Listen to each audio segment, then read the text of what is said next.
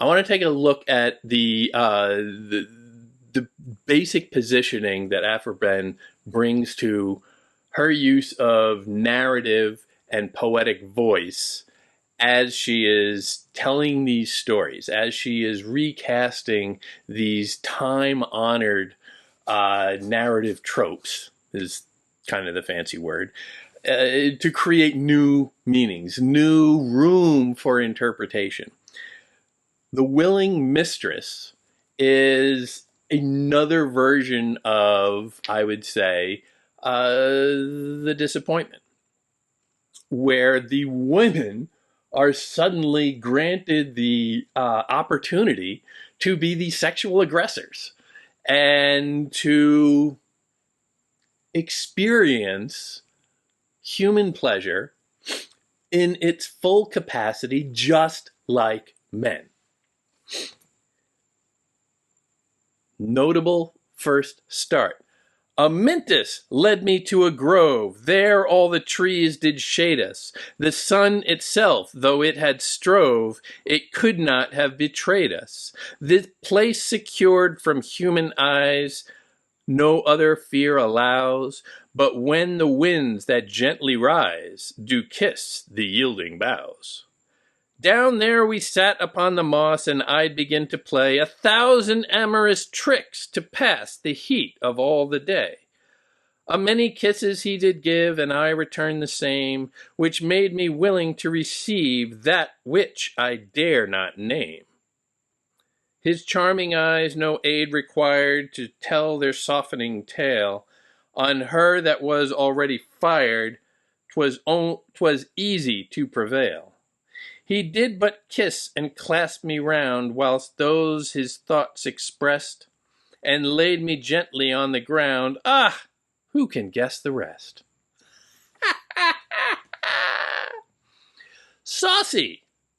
Now, Amyntas, another name that's a little curious, another name that is hinting at this pastoral tradition. Amyntas is a very common, almost cliche name for a shepherd in a pastoral tale. Led me to a grove, another shady spot away from the prying eyes. You're already out in nature, in the sheepfold, let's say, away from the city, away from civilization, but now you're going to an even more secluded place, a grove, something overgrown and lush, which is nature unbound in a way, something secretive and furtive. Where all the trees did shade, the sun itself, though it had strove, it could not have betrayed us. Even the sun, even light, can't discover. It is secret what goes on there. That secrecy, that privacy is very important, because in private you can do things that you can't in civilization, in the light of prying eyes that deprives you of freedom.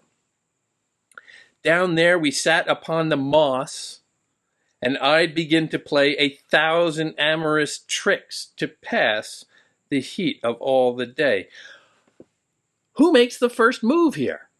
It's the poet, or it's the poetic voice. It is clearly the woman, the female. She makes the first move. This isn't Daphne running away from the male god chasing her. This is Daphne saying, "Hey, Apollo, come here." That is bold. That is not what virtuous, nice girls are supposed to do. That is a woman taking charge of her own sexual expression. A woman asserting the right to pursue pleasure. A many kisses he did give. Okay, so he got into the act there, but significantly after she started with all the tricks. And usually you figure, well, it's the guy who's always trying all the tricks, all the little, let me get my arm around you.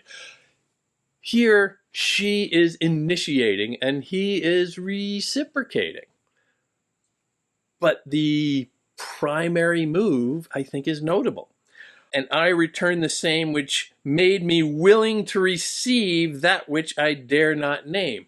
It's so coquettish at the end, that which I dare not name. Oh, I'm so delicate, I can't say it out loud. Oh no, but I can do it, and I can demand it. You see how the character of ladylike behavior is being subverted here. His charming eyes no aid required to their softening tale. On her that was already fired, 'twas easy to prevail. She feels passion.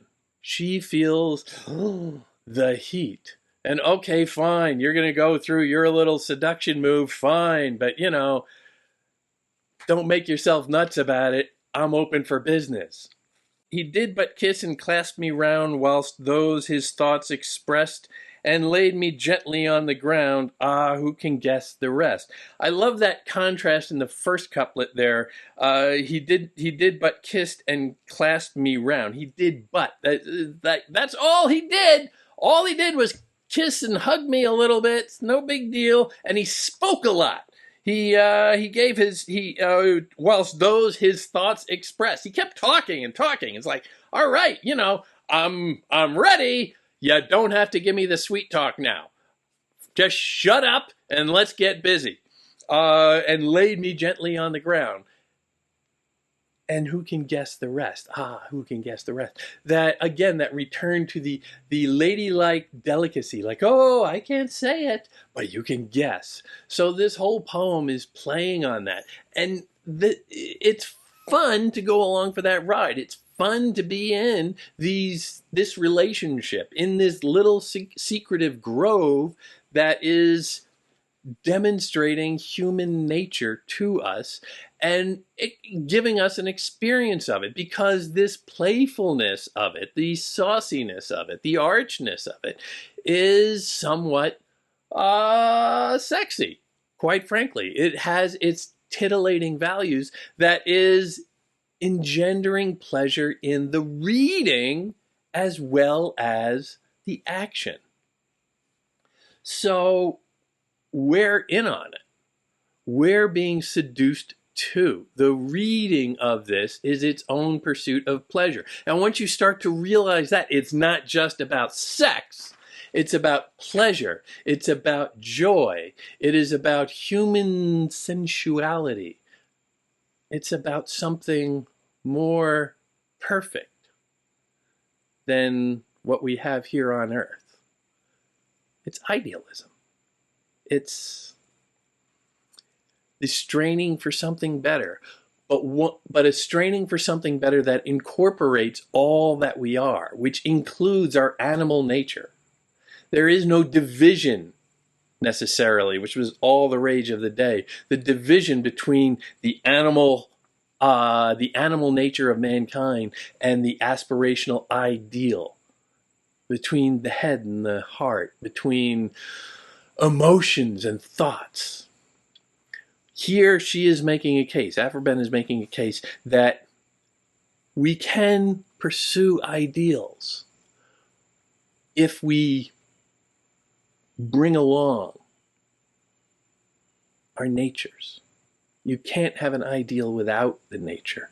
The Puritans tried that. They tried to deny physicality. They tried to repress physicality. They tried to suppress anything sexual or suggestive or anything animalistic, to use a very loaded term there, and to just focus on pure spirit. She's saying, no, that's not how you go about it. It needs to be more cohesive. It needs to be more complete. Through pleasure, we can get the ideal. Through the joy of being the human beings that God made us, we can find our own communion with God, which is a very big idea stemming from a poem about a sexy afternoon delight. take a look at the dream. All trembling in my arms Aminta lay, defending of the bliss I strove to take, raising my rapture by her kind delay, her force so charming was and weak. The soft resistance did betray the grant, while I pressed on the heaven of my desires. Her rising breasts and nimbler motions pant, her dying eyes assume new fires. Now to the height of languishment she grows, and still her heart new charms put on. Now the last mystery of love she knows. We sigh and kiss, I waked, and all was done. 'Twas but a dream, yet by my heart I knew, which still was panting, part of it was true. Oh, how I strove the rest to have believed, ashamed and angry to be undeceived. A couple of things going on here. More sexiness, obviously. First line, always look at beginnings and endings. All trembling in my arms, Aminta line. Aminta sounds an awful lot like Amintess. But for those of you who, might not be so fluent in Greek and Latin, the AS ending is masculine, the A ending is feminine.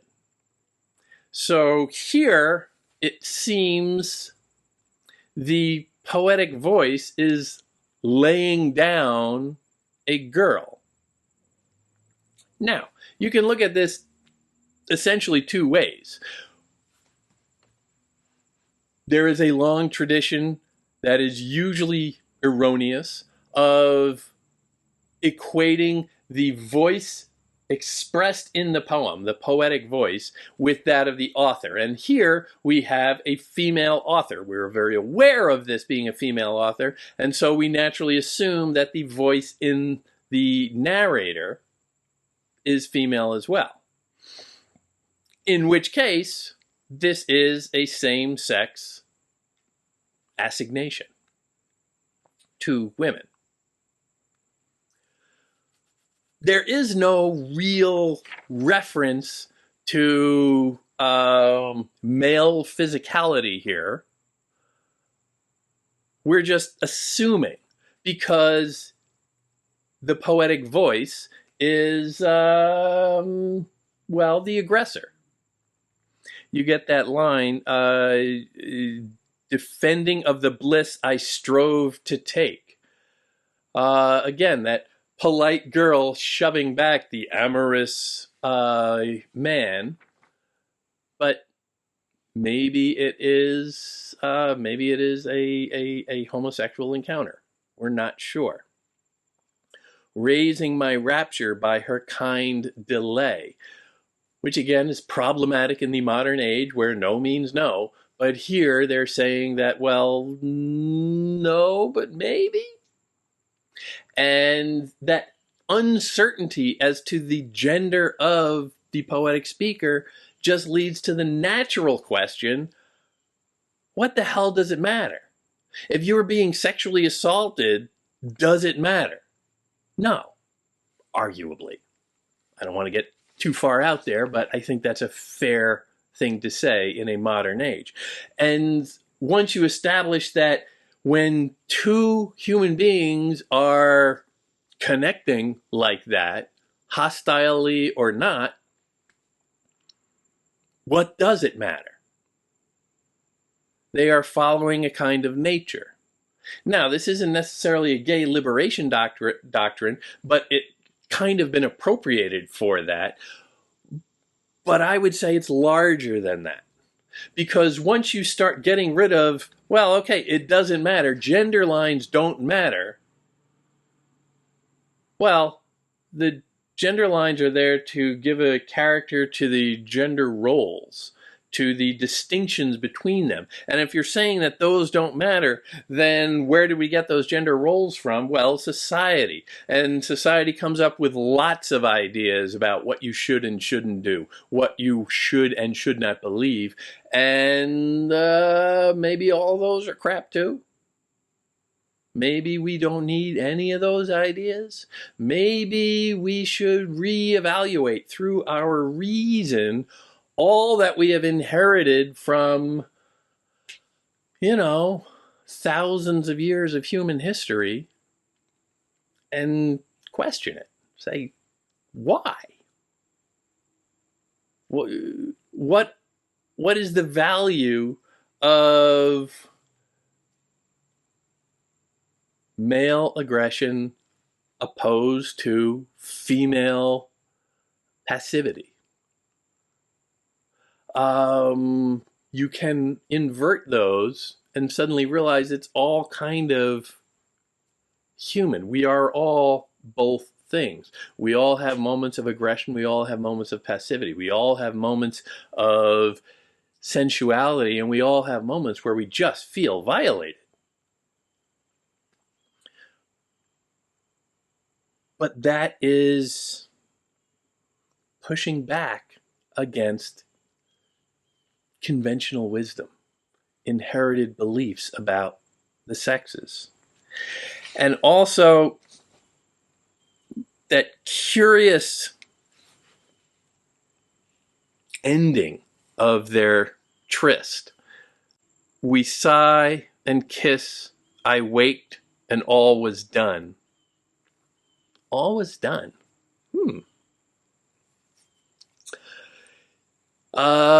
Well,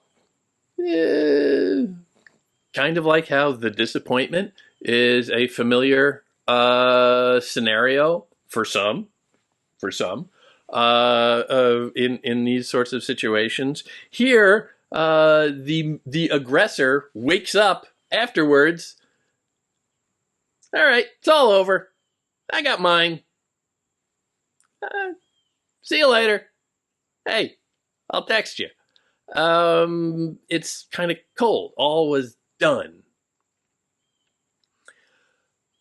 There is nothing lingering. There is no sentiment. There is no connection at all. It was simply a fluid exchange, ultimately, an animalistic fluid exchange.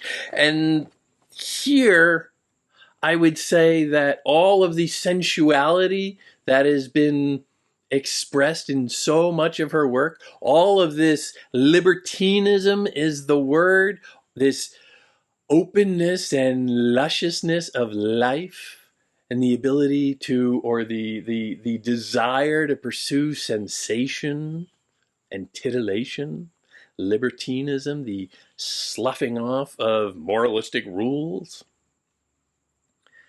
Well, this seems like a critique of that.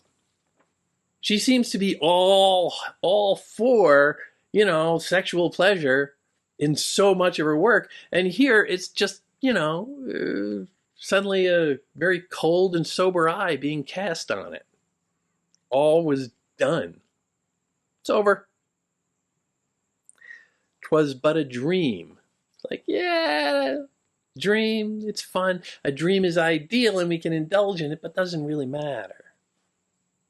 So, just like she turns around these ideas of gender and society and these rules, here she is turning around these ideas about the nature of morality itself and the nature of spiritualism itself. And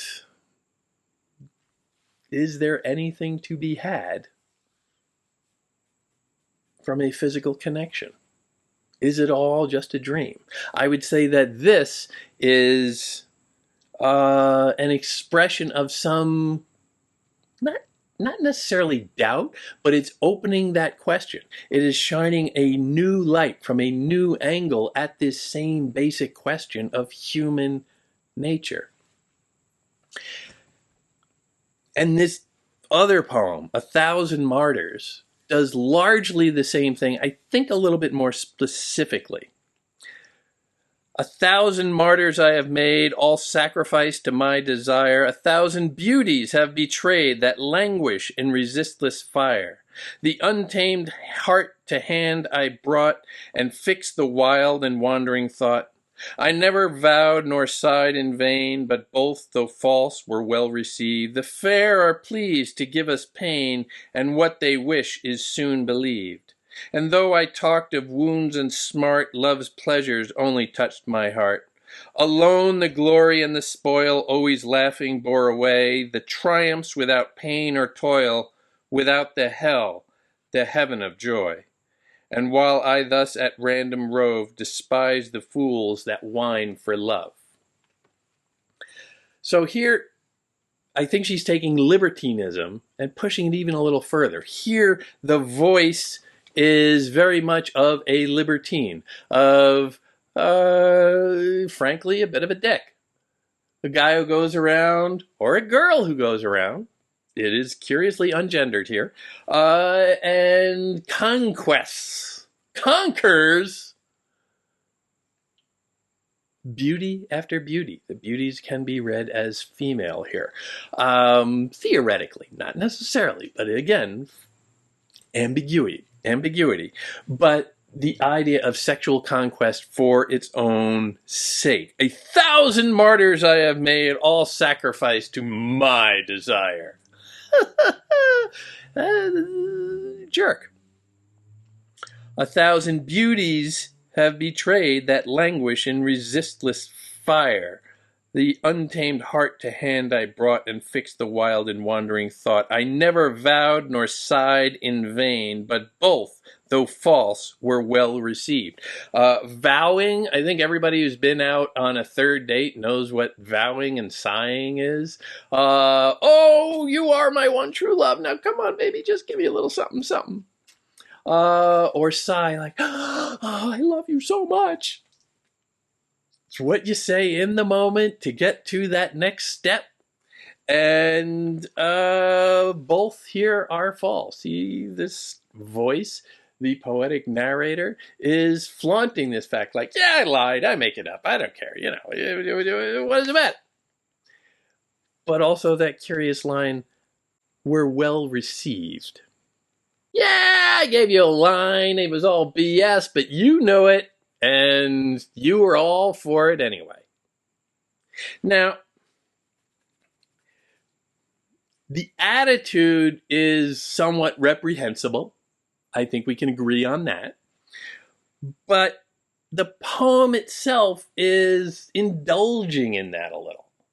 And letting you say, like, yeah, okay, this guy, he's a bit of a jerk, but these sorts of people exist. And we don't benefit by denying they exist. They're out there and we need to get our heads around that. We can resist them, or we can, you know, go along for the ride and get what amusement, what pleasure we can out of the arrangement, out of the relationship. But we're not going to deny the existence. But at the same time, the poem, I would say, also steps back a little bit and objectifies just a little bit. Beginnings and endings. Look at the first line. 1,000 martyrs I have made.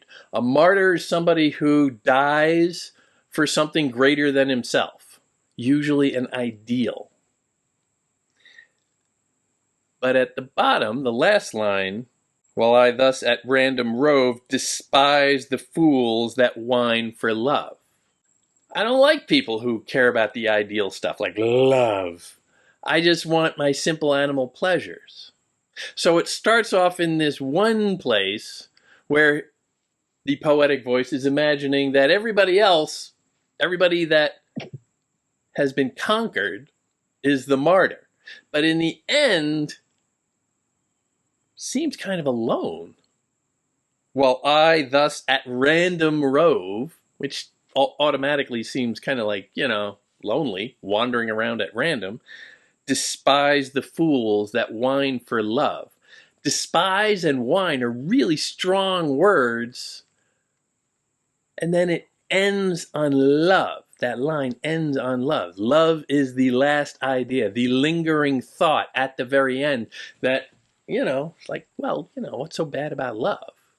It is ideal. It is the touch of God. It is evidence that we are endowed by our Creator with something of perfection ourselves. And he, or this poetic figure here, is denying that. Denying the possibilities of the ideal. So the poem ultimately comes to a place of criticism of that perspective, but also a kind of tolerance and even sympathy. Yeah, this guy's a jerk, but he's wandering around in life unloved and incapable of love, incapable of feeling connected to something divine, something more perfect, incapable of raising out of the animal, lustful, amorous state to bring that new element of the divine into it. You see how she, Aphra Behn, is using all of these little puzzles in very titillating, sensationalist ways, but all of these little problems to get us to think about larger context. Like, yeah, we can just read it as a smutty little poem. We can just read it as something, ooh, kind of dirty. Ooh. But the oddities of it, the questions that the text itself raises in the way it tells its stories, hint at other stuff going on there. And, maybe you just don't have time for that. Maybe it's just, you just don't want to invest in picking that out. But maybe you do. And if you were to follow your natural desires, if you were to follow your instinct for pleasure and say, well, sure, I don't need to go back to work right now. I don't need to go, eat my bran muffin and run 5 miles because that's on my schedule for today. I'm going to sit back and I'm just going to dwell on this, and I'm going to exercise my reason, my faculties for thought, for higher expression, and see where that leads. And through this poem, it can lead to, the unraveling of everything that we've ever learned. Everything we thought we knew about civilization, about the patriarchy, about the rules that make up civilization and society. And once we become aware of that, once we become aware that that's really what these poems are doing, we can extrapolate way beyond them, because that becomes a habit of mind. It's no longer just about those two figures. It's no longer just about Lysander and Chloris. It is now about probing the foundations of existence. And that goes well beyond Lysander and Chloris. That goes well beyond Aphra Behn, and certainly beyond the 17th century. That is suddenly you thinking creatively for the first time, perhaps, and exercising that ability to say, all right, yeah, this sort of makes sense on this one scale, but what if we blow it up a little bit? What does that start to look like? And what if we go a little bit beyond that? What do we? What assumptions are we drawing? What structures are we building here? These levels of meaning, as you scale up and scale down in any core idea, well, that's where innovation happens. That's where discoveries get made. That's the realm of geniuses for today. And you can go through the ranks of everybody who is credited for being a genius in one way or the other throughout history and see that, well, they really just start off with a single idea and then just unpack it into a different context. And they get rid of certain things, but then they pick out other ideas and they bring those together and they can come up with something completely new.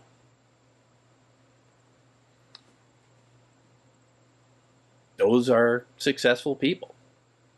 And so by, I'm not going to say mimicking them, but by learning the process from them, you you're giving yourself a real leg up in succeeding in this world through the reading of poetry.